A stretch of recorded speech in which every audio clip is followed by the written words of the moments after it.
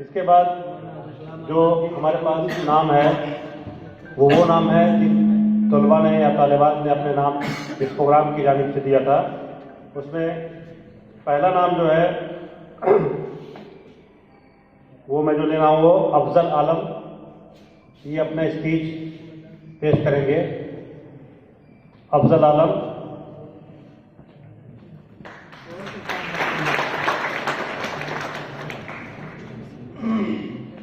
अस्सलाम वालेकुम।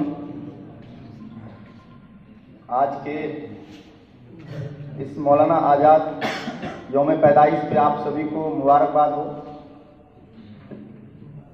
जैसा कि हम लोग जानते हैं, मौलाना आज़ाद एक अजीम शख्सियत थे जिन्हें हमारे देश के हर एक नेता, वीर जवान, स्वतंत्रता सेनानी सभी जानते थे। वे एक अजीम शख्सियत थे जिन्होंने आज़ाद हिंदुस्तान के पहले वजीर तालीम, फ़लसफ़ी और जंग आज़ादी के अजीम रहनुमा थे। मौलाना आज़ाद की हमांगीर शख्सियत किसी तारुफ की मोहताज नहीं। इसके शख्सियत के बहुत से पहलू हैं। वो अगर मुजाहिद आज़ादी थे तो एक आलिम दीन भी थे। उन्हें कुरान, फ़िक़ा, इल्मुल कलाम, इल्मुल हदीस पर गैर मामूली कुदरत हासिल थी। वे एक अजीम खतीब, ज़बरदस्त सहाफ़ी, अजीम दानिश्वर, बुलंद पाया मुफ़क्किर, माहिर तालीम होने के अलावा सहाफ़ी, शायर और एक बेहतरीन अदीब भी थे। मौलाना अबुल कलाम आज़ाद 11 नवंबर 1888 को दुनिया के मुक़द्दस तरीन मक्का मुअज़्ज़मा में पैदा हुए। अरबी आपकी मादरी ज़बान थी। मौलाना आज़ाद का बचपन मक्का मुअज़्ज़मा और मदीना मुनव्वरा में गुजरा। इब्तिदाई तालीम वालिद से हासिल की और फिर जामिअतुल अज़हर मिस्र चले गए। अल्लाह ने उन्हें हाफिज़े और जहानत की दौलत से फराग दिली के साथ नवाजा था। उन्होंने 13-14 वर्ष की उम्र में फ़िक़ा, हदीस, मंतिक और अद्वियात पर अबूर हासिल कर लिया था। मौलाना आज़ाद 20वीं सदी के बेहतरीन उर्दू मुसफ़्फ़िन में से एक समझे जाते थे।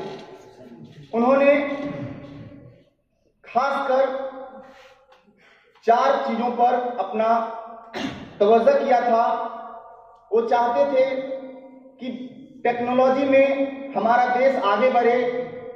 वो चाहते थे कि फॉर्मल एजुकेशन में हमारा देश आगे बढ़े। वो चाहते थे कि वुमेन एजुकेशन में हमारा देश आगे बढ़े।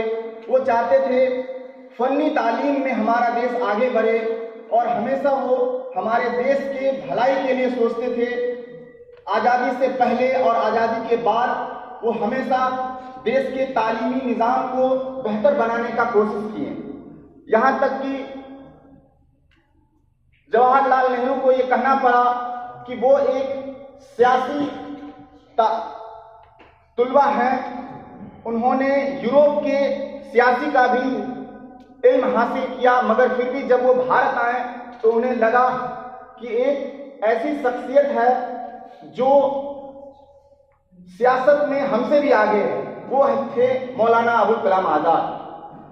और मौलाना अबुल कलाम आज़ाद की शख्सियत ऐसी थी जो मरते दम तक अपने हुनर से देश को रोशन अफजा करते रहे। इसके लिए मैंने उन पर शेर देना चाहूँगा। मिटा दे अपनी हस्ती को गर कुछ मर्तबा चाहिए, मिटा दे अपने हस्ती को गर कुछ मर्तबा चाहिए कि दाने खाक में मिलकर गुले गुलजार होता है। इन शब्दों के साथ मैं